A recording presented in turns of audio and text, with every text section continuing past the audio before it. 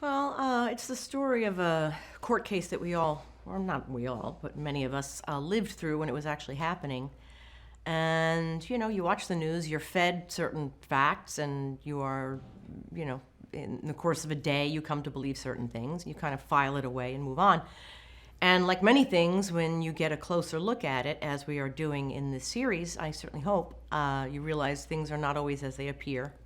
There's a great deal that was going on that I think the public didn't know about. And we're trying to shed some light on those things, I think. There was a particular idea about these boys when this first happened, that there were these two sort of bratty rich kids from Beverly Hills who killed their parents for the money, which is a very easy way to kind of categorize the situation. But I don't know that that's really ever a motivation to kill your parents. These kids always had what they wanted. It wasn't like suddenly they were going to have a financial freedom that they didn't already have. So once you delve into it a bit, you find out how these kids grew up, the family they grew up in, and the kind of things that they were exposed to and made the victims of from the earliest of ages by the people who are supposed to be taking care of them. It seems like just the most heinous crime, to be honest with you. You have, at the very least, your parents to go to when the world is treating you unfairly, and when those are the ones perpetrating it. It's so awful. Leslie Abramson, from my vantage point, was very driven to do a good job. I think she really believed in her clients insofar as the fact that they deserved a fair trial. They deserved a just defense according to the law. And I kind of love that she really was sort of by the book in that regard. One of the things I learned about the time when she was dealing with this trial and somewhat before that is there was just so much other chaos going on around, which is often the case. But to think at the core of all these things are people who should be, there should be ramifications for their actions, but you need to, I don't know, I think it's important to see the larger picture, and I think that's one of the things she helped bring to light. Leslie was, really fierce, and she was not all that concerned with being liked, and I think she got a lot of flack for being a woman, a strong woman, having to deal with a lot of, sort of messed up men, the people that she defended, and the whole environment that she lived in and worked in was, male driven, and she showed up in her full self, all, 4 feet something of her, very small woman.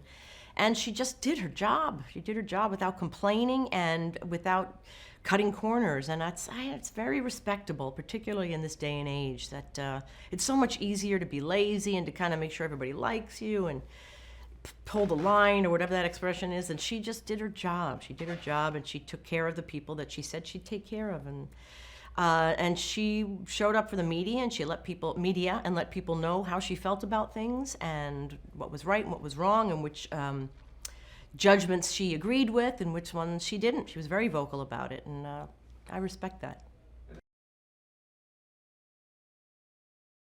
She created a very tight bond with these boys, and she was a mother at the time, and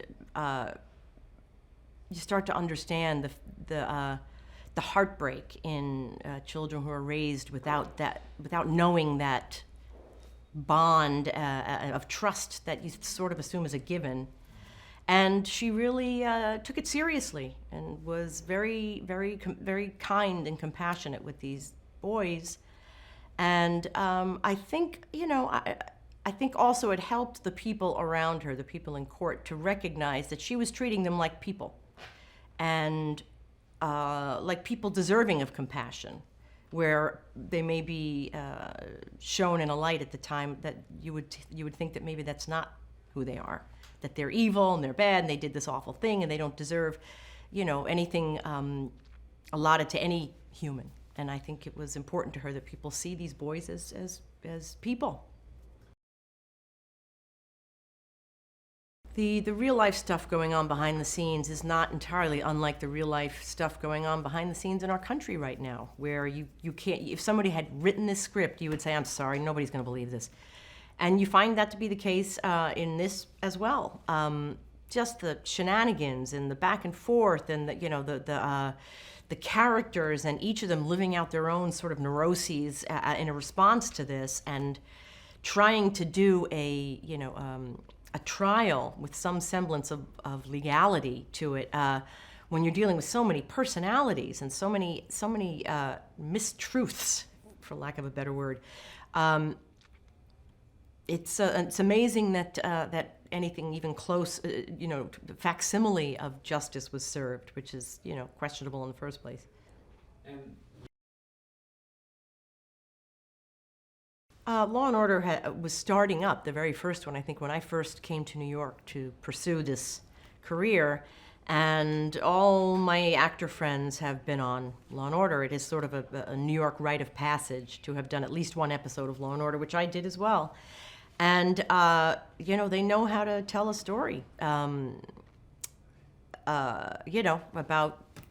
right and wrong and trials and the good guys and the bad guys and how they can sort of flip-flop, and they get it, and they know how to pull an audience in at certain points, and how to just kind of let the story tell itself. And so, the story is in good hands, I believe.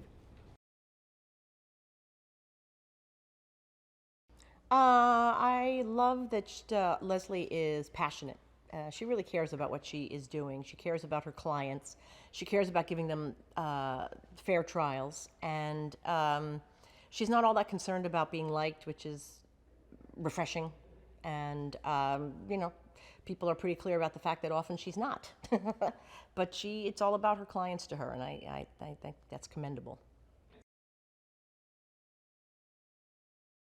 Well, that's it, is that she is working on behalf of these people that she's hired to protect. And there's no lengths to which she will not go to do her job and to do it well and to go above and beyond, because these are literally life and death situations that she is helping decide.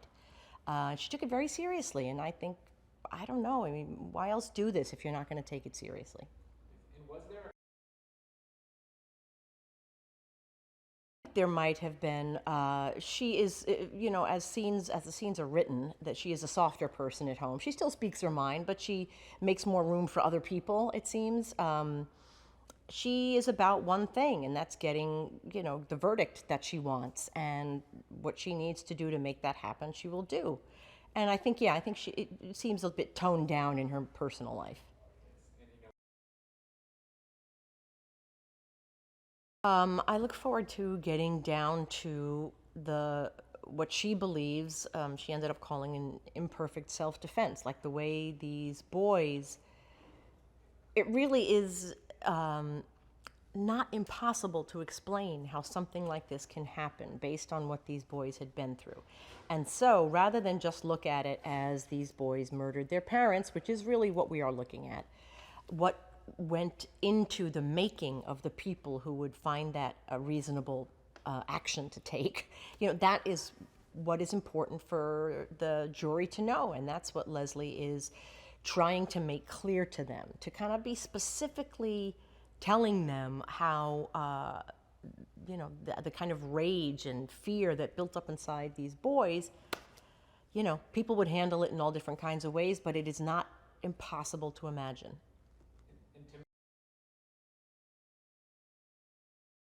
Many things I love about these boys, playing the parts of the boys.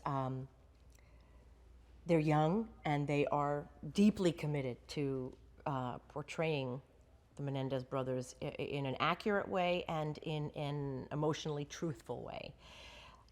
You see sometimes actors who've been around for a while, you can get away with kind of just sort of skirting the surface of an emotional experience, and these two guys are really taking it so seriously, and I respect that, because at the heart of all of this, the nugget of this show, are two actual boys who existed, two men who now exist, and at the very least, we have to respect what they went through.